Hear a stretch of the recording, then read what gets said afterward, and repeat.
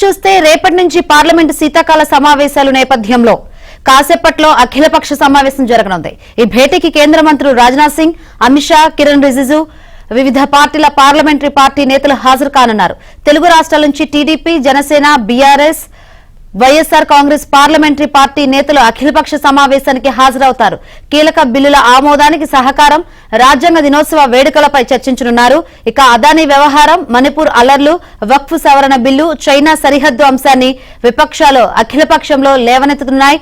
రేపటి నుంచి డిసెంబర్ 20 వరకు పార్లమెంటు శీతాకాల సమావేశాలు జరగనున్నాయి.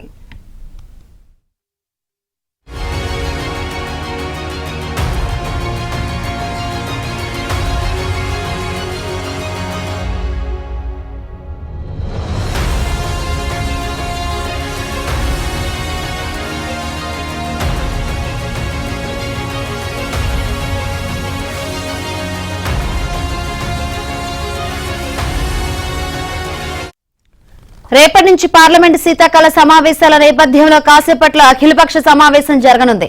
ఈ భేటీకి కేంద్ర మంత్రులు రాజ్నాథ్ సింగ్, అమిత్ షా, కిరణ్ రిజిజు, వివిధ పార్టీల పార్లమెంటరీ పార్టీ నేతలు హాజరు కానున్నారు.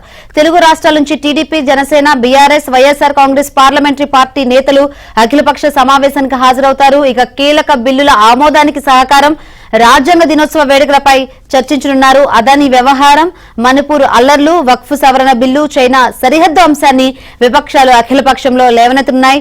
రేపటి నుంచి డిసెంబర్ 20 వరకు పార్లమెంటు శీతాకాల సమావేశాలు జరగనున్నాయి.